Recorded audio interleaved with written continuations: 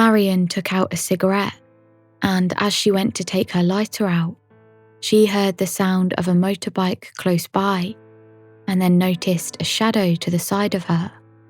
As she turned to the right, she realised that a figure on a motorbike had actually driven right up to the side of her car and was facing her. To her horror, the figure then pointed the long barrel of a shotgun towards her face. This is Red Rum, a podcast focusing on the true victims of crime.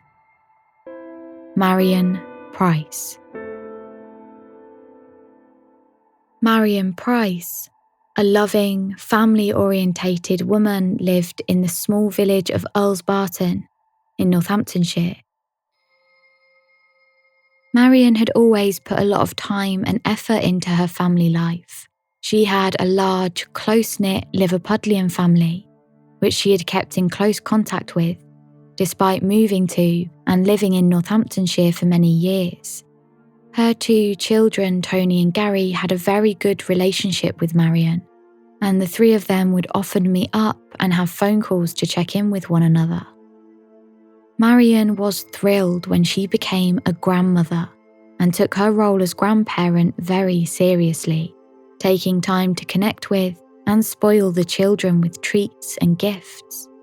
It was around 2010 when Marion decided that she might like to start dating again. She had been divorced from Tony and Gary's dad for a number of years, and by 2011, she had set herself up online. Tony and Gary were thrilled that their mum had started dating again. She was always laughing and joking, and she deserved someone to share her bubbly personality with. Marion began talking to a number of men online, with the potential that if she connected with someone, she may go on a date with them. Within a couple of months, she was thrilled to have started talking to a 61-year-old man from nearby Northampton, Michael Reeder. The pair clicked and decided to go on a casual date one evening. The pair met at the local Stag's Head in Earls Barton. They chose it because of its village pub feel, somewhere casual and friendly where they could grab a bite to eat and chat. Marion and Michael hit it off, and the date was back and forth banter and the chat didn't stop. The next few months of their relationship progressed positively and escalated at full speed to eventual marriage in September of 2012. Marion also moved into Michael's house on Booth Lane in Northampton. You will have heard of Northampton in an early Red Rum episode, number 2, India Eve Chip Chase. Booth Lane is just a 13-minute drive from the scene of the crime in episode 2. Marion worked in the finance department at a primary school in Wellingborough for many years. She was generally happy and hardworking, described by colleagues she'd worked with for many years as, quote, a lovely woman. But just weeks after she and Michael had married, Marion expressed her distress and worry that she had made a mistake. Marion told a colleague she had married a stranger. He wasn't who she once thought he was. Over the next few years, Marion settled into married life, and to the outside eye, Marion seemed happy and things seemed to be going well, but the reality couldn't be further from the truth. One week, a friend and colleague, Lindsay, noticed that Marion was making more mistakes than usual and seemed to be quiet and down. When Lindsay asked if she was okay, Marion admitted that she had been really distracted. She was struggling because of an argument she and Michael had had, where he had actually chased her around the house, shouting, "If you leave me, I'll kill you." After Marion had moved into Michael's house, her family began to notice a change in her behaviour. When she met up with her friends and family for meals out or birthday parties, she began to distance herself. She started seeing them less and less, and even began withdrawing completely from some family relationships, a part of her life she had always been so passionate about maintaining. Even though Marion was living in Michael's house and was spending the majority of her time there, he wouldn't let her be on the electoral roll or be put on the council tax bill, even though she was paying and contributing to all of the bills of the house. Michael's behaviour became more and more controlling and abusive over the following few years. One Sunday afternoon, Tony and Gary came over to Marion and Michael's house for a roast dinner, and halfway through eating the food, Gary made a light-hearted joke about how overdone the vegetables were. Tony joined in, and the four of them had a laugh about it. But Marion pulled her two children to the side later on and said, "Don't criticise me in front of him because it gives him ammunition." Marion was clearly uncomfortable and upset by the things Michael would say to her. Tony said she was quite upset. She'd say he'd use things to belittle her. By 2017, things had shifted and the couple had settled into married life. As a special gift for his mum, Gary bought her 2 tickets to see Jersey Boys in London's West End. Marion thought it would be a good idea to take Michael. They would be seated in their own box and have a private room with drink and food at the interval. It would be a rare luxury treat. During the performance, as is the norm with commercial musicals, especially those with hen parties or sing-along factors, Marion joined others in getting up and dancing towards the end of the show. Michael wasn't impressed. In fact, he disliked this to such an extent that he told Marion if she didn't sit down, he would leave. Michael stayed true to his threat, and soon after, he left the theatre. He claims he waited outside for 20 minutes, but when Marion didn't follow his tantrum, he made his own way back to Northampton and left her to find her own way home. London is a good hour away from Northampton, and buying a train fare on the day of can be very expensive, but still, he left her on her own. Not long after this incident, Marion and Michael were back in London, this time at the American Embassy applying for a visa. Marion was excited to be in London. She didn't come down too often, and after visiting the stuffy, busy visa offices, she wanted to make the most of the rest of her time there. She suggested to Michael that they could do some sightseeing and explore London as they'd come all that way. Michael complained that he'd already been in London for 6 hours and wanted to go home, now.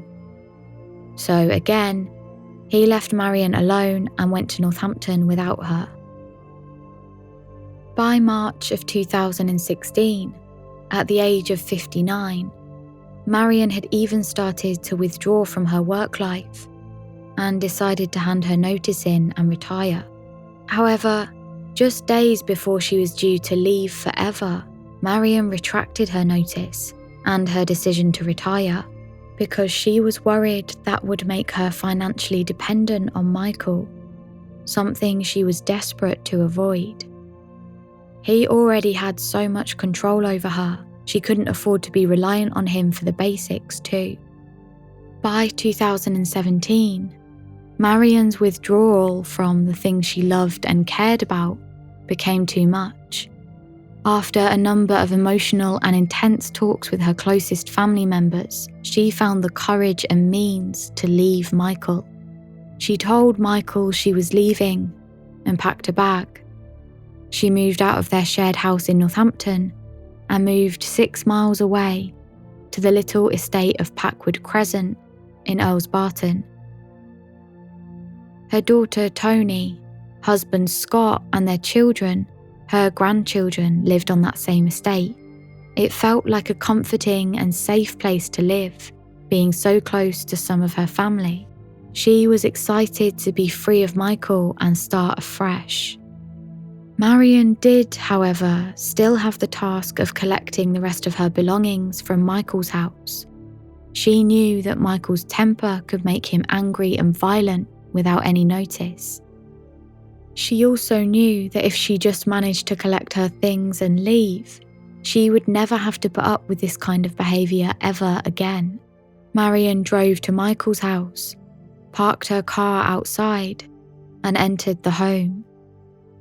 Michael became angry when he realised why she was there. He told her she owed him and that he would do, quote, anything to make sure that she was left with no money. The couple then argued about finances before Marion eventually agreed to continue paying Michael's house bills.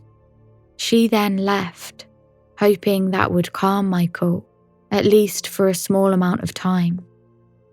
A few months later, after forking out money for Michael's bills, as well as having to provide for herself and allowing herself to live, Marion decided she needed to let Michael know she wouldn't be paying his bills anymore. On the 3rd of May, Marion emailed Michael to let him know that she was going to stop paying all his bills.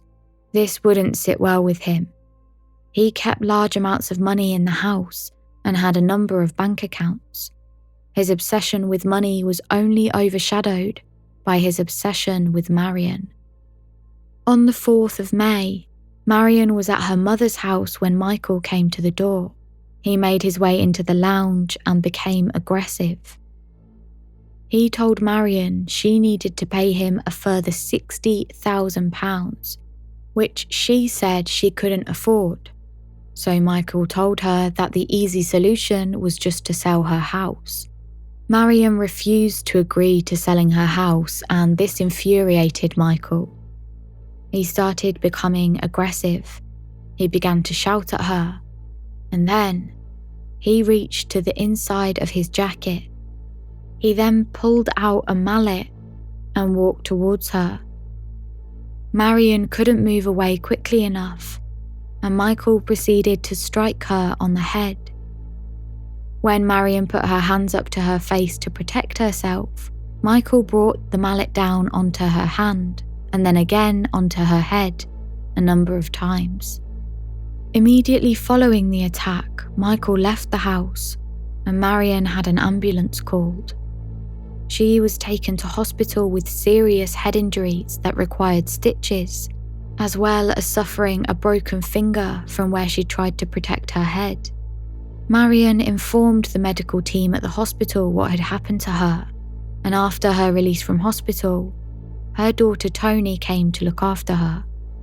Tony took photos of the head wounds, and Marion decided that she was going to press charges. She was scared that it would happen again, and with Michael's temper and controlling rage, she worried that next time it could be even worse. Michael was arrested for grievous bodily harm and taken to trial, where he pleaded not guilty. Before the trial, Marion had told Tony that she was worried Michael would be found not guilty because of his connections. Marion said that Michael had told her he had friends within the court system, and being the expert manipulator that he was, he'd be able to convince them Marion was lying. All the same, the case went to trial. Michael attended court with his close friend Stephen Welch for support. Marion attended with her closest family and supporters, all willing for a guilty verdict. There was photographic evidence, hospital reports, and even Marion's brave testimony. She was terrified of Michael. Unfortunately, even with all of the evidence presented, Michael was ultimately found not guilty and immediately released. At the time, Tony complained that she didn't think the jury had been given all of the evidence and didn't think they'd been shown the injury photographs, which were incredibly compelling and horrific. Following the ordeal of the trial and the not guilty verdict, Marion returned to work and life as normally as she possibly could, but she was petrified of what Michael may do next. She confided in her colleague Lindsay that Michael had told her he was coming after her, her family, and her grandchildren. She couldn't believe he'd not been convicted, and for the next year or so was on constant tenterhooks about what he might do. She pleaded with Lindsay and a number of her colleagues that if anyone called the school or finance office asking where she was, that they just say they didn't know. One of her biggest fears was that he would attempt to attack her while she was at the school, and admitted to her friends that she feared Michael would kill her.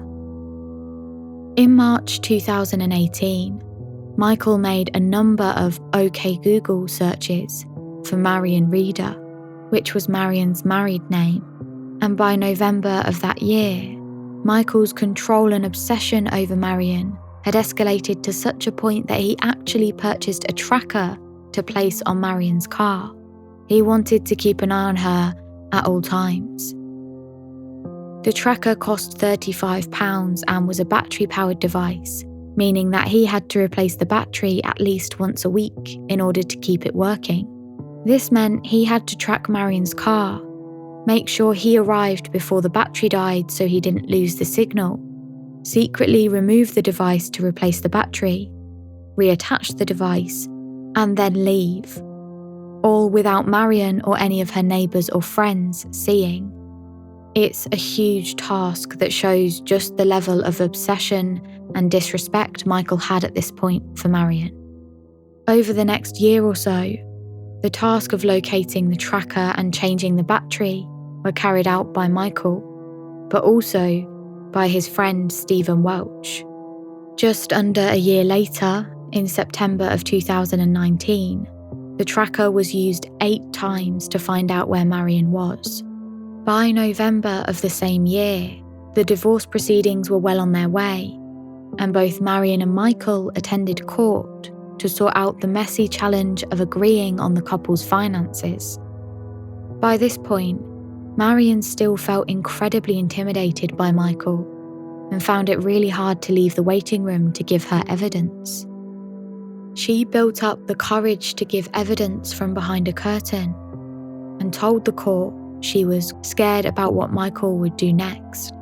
On November the 25th, 2019, the divorce financial settlement was concluded and Michael was ordered by the court to pay Marion £10,000. Marion said, "I've won. It's all over, it's done." She was ecstatic and thrilled that the worst few years of her life were finally over. However, even with the legal order for Michael to pay her, and the divorce proceedings being such that he would have no reason to contact her again, Marion still worried.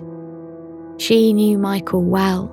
She knew from his previous actions that he wouldn't take the result well, and she told her daughter, "If anything happens to me, it'll be him." Marion woke up on the morning of Sunday the 15th of December, excited to visit her sister Helen in the nearby village of Duston, just a 20-minute drive away. She and Helen spent the day doing some last-minute Christmas and food shopping.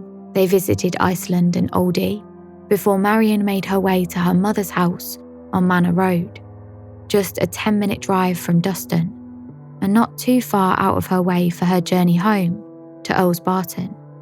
Marion often cared for her mother because of her dementia, and today was no exception. She unloaded the shopping she bought for her and put it away. As she was doing this, Marion's daughter Tony called her for a quick chat. Marion told Tony she was still at her grandma's, but would be heading home shortly. Tony would probably see her mum soon. The pair were extremely close, and in fact, Tony, her husband, and her children lived just a 5-minute walk away from Marion, on the same Packwood Crescent estate. Marion spent a little bit more time with her mum before heading home. She arrived home just after 5 p.m, and as she pulled into the private car park close to her home, she turned off the engine and placed her handbag on the passenger seat beside her. Marion took out a cigarette, and as she went to take her lighter out, she heard the sound of a motorbike close by, and then noticed a shadow to the side of her. As she turned to the right, she realised that a figure on a motorbike had actually driven right up to the side of her car and was facing her. To her horror, the figure then pointed the long barrel of a shotgun towards her face. Marion couldn't even unbuckle her seatbelt before the shooter had pulled the trigger and a number of small, pellet-like shots had soared through the glass window and into Marion's head. Marion's son-in-law, Scott, was at home on the Sunday Marion was shot. At around 5:30 p.m, Scott had heard a loud bang noise. He wasn't sure what it was, but he immediately jumped to, "Why is someone firing a shotgun in the dark?" before jumping back to the fact that he must have imagined it. It may have been a firework, or perhaps, even if it was a shotgun, it was just a farmer in the nearby field. At around 8:30 that evening, a neighbour of Marion's noticed that her Vauxhall Corsa, which was sitting just outside of her home, had smashed driver side and passenger side windows. The neighbour hurried round to the front door of Marion's house and knocked on, waiting to inform her that her car had been vandalised. As the neighbour did this, a different neighbour approached the car. They noticed that the shattered glass had poured into the car and was covering the driver's side seat, and slumped over onto the passenger side lay a blood-soaked Marion. The neighbour quickly alerted authorities, as well as Marion's son-in-law, Scott. Scott sprinted the 500 metres from his home to Marion's, along with his brother, Tom. They immediately pulled Marion out of the car and started administering CPR, but he could feel that she was starting to turn cold. Marion had been dead for some time. Police officers investigating the murder arrived along with the paramedics. They very quickly ruled out robbery, as they found Marion's handbag in the footwell of the passenger side of her car, and inside was her purse, which still had money inside. There was no doubt in the family's minds who had been responsible for Marion's death. Officers arrived at Michael's house that evening and knocked on his door. Michael answered the door holding an ice cream. He was informed he was under arrest for Marion's murder, to which all he said was, quote, "I haven't seen her." Michael was arrested and charged with Marion's murder.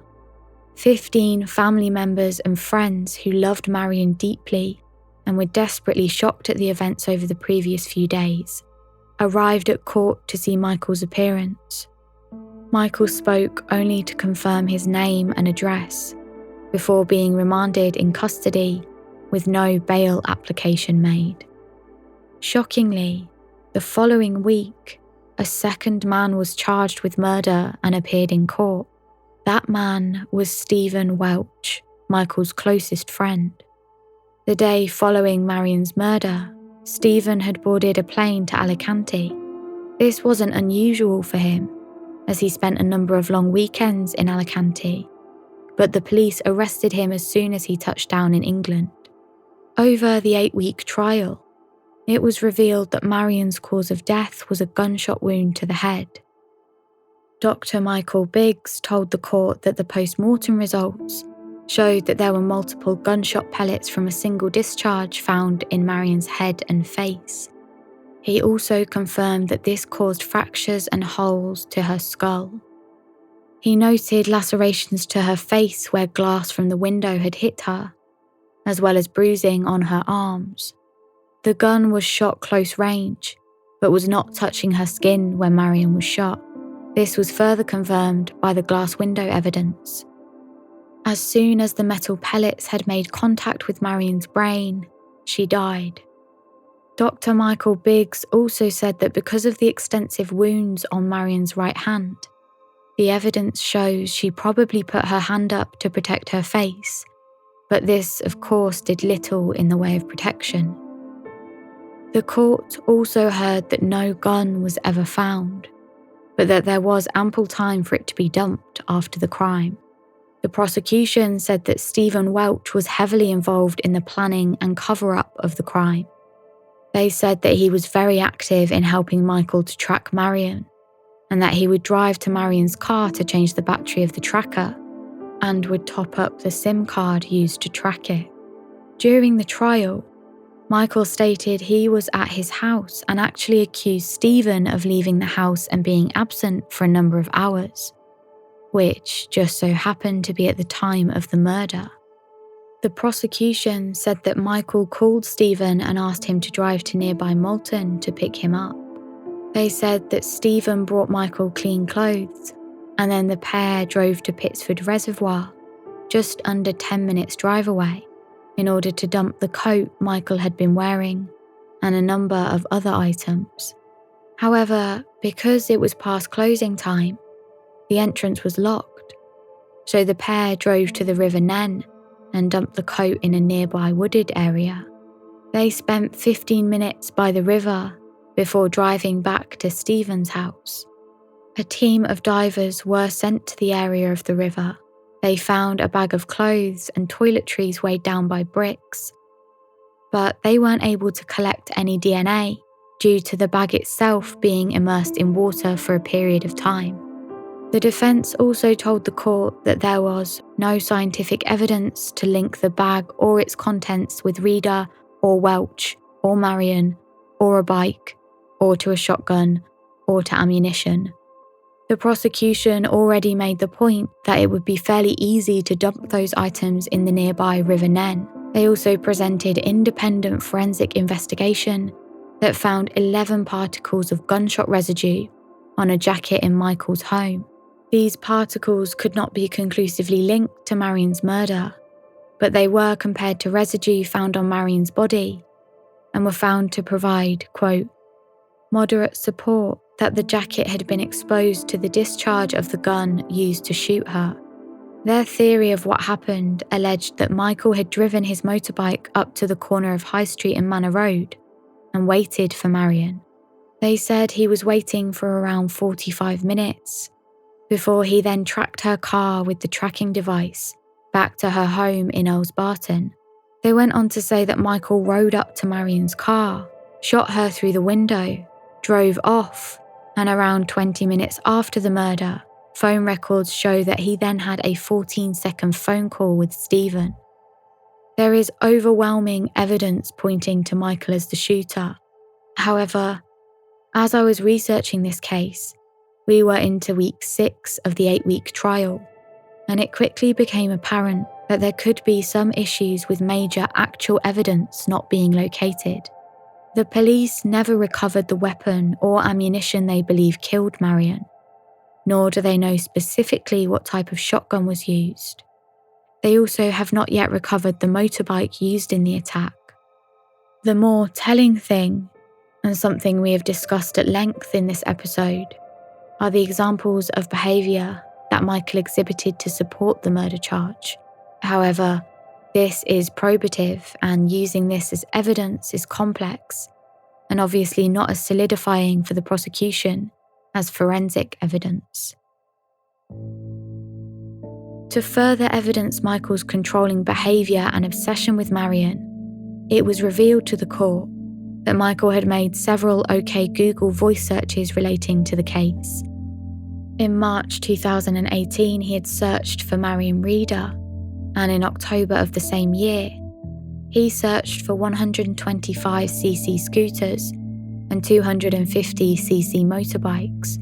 A pair of motorbike keys were also found in Stephen Welch's glove box, to which he said he had found in a car park and was going to hand them into police.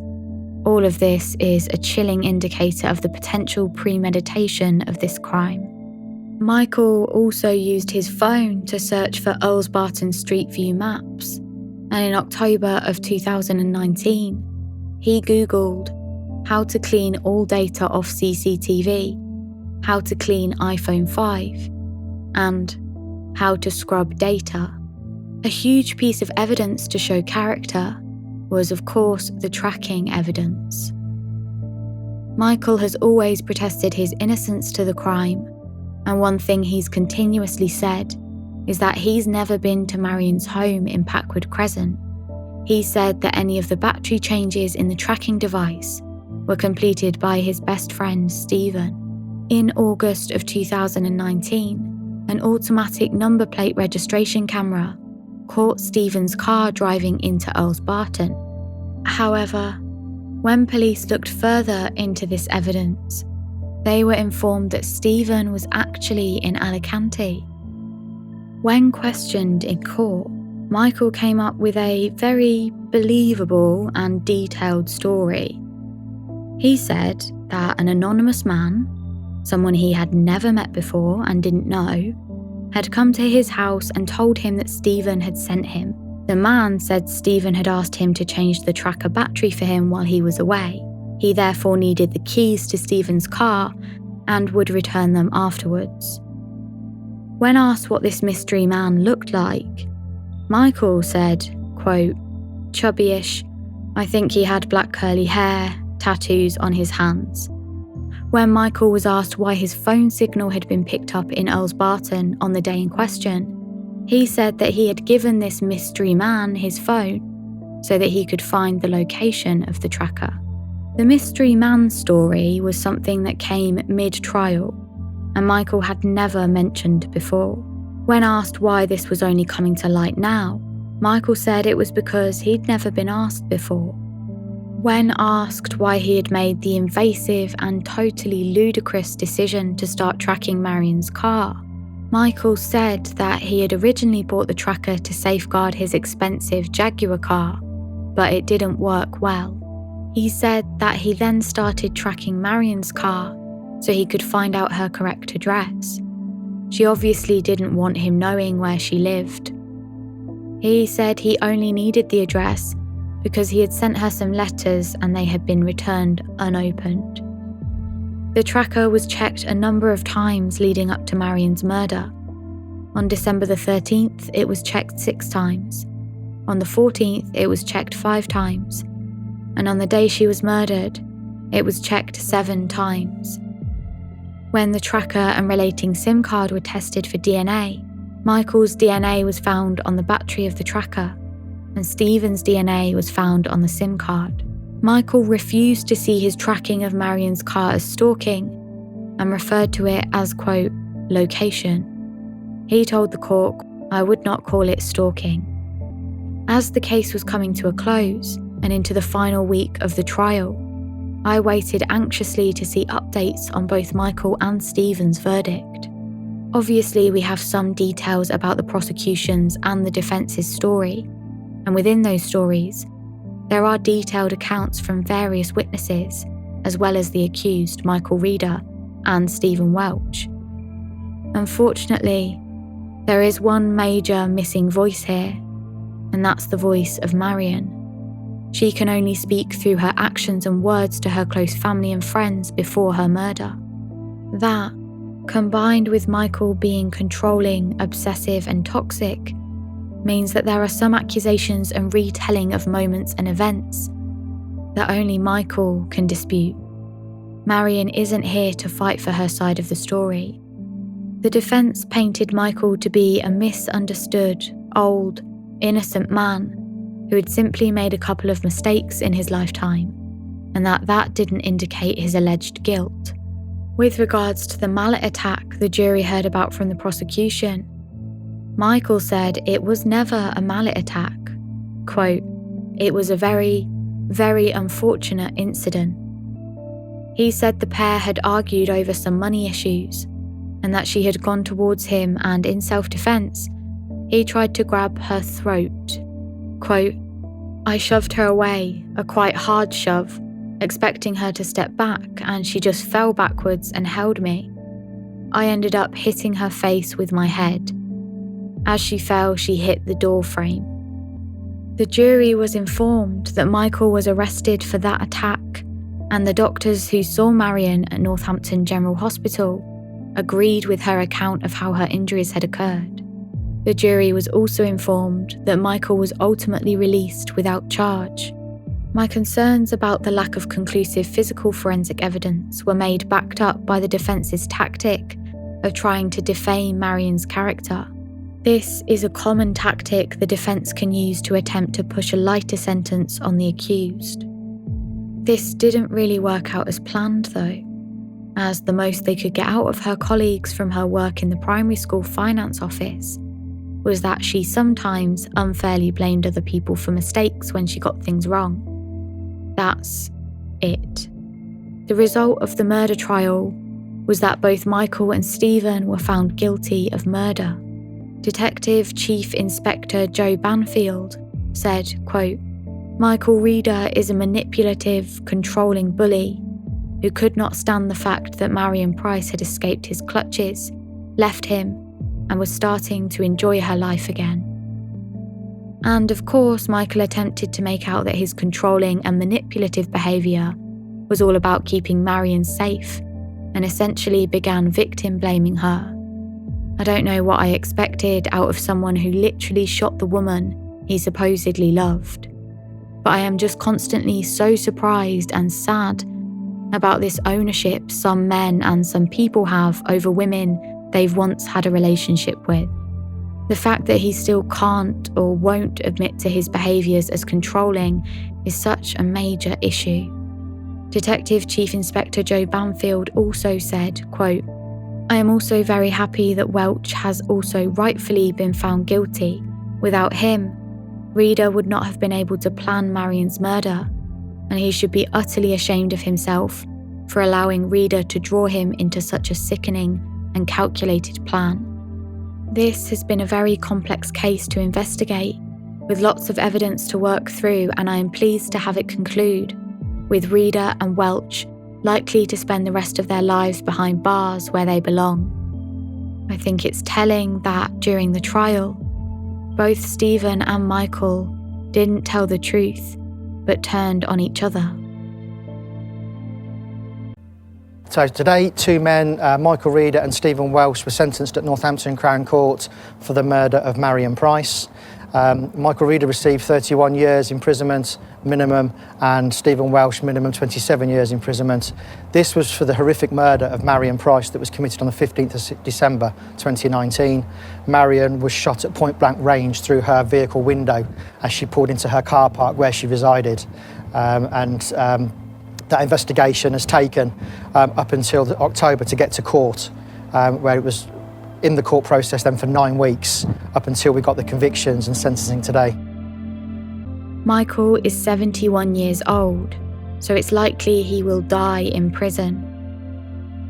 Whilst researching this case, I found out that a childhood friend of mine is related to Marion. This incredibly close family unit has been torn apart by a man who decided that his need for control was more important than someone's life.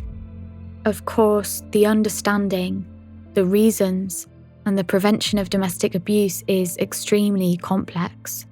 We've now covered a couple of cases that involve domestic violence, and each is shocking and horrible. But I think when it's so close to home, it really puts into perspective how incredibly common this kind of behaviour is. During the initial coronavirus lockdown in the UK, domestic abuse deaths increased by 160% over a period of 3 weeks. In the US, an average of 3 women are murdered every day by their current or former partner.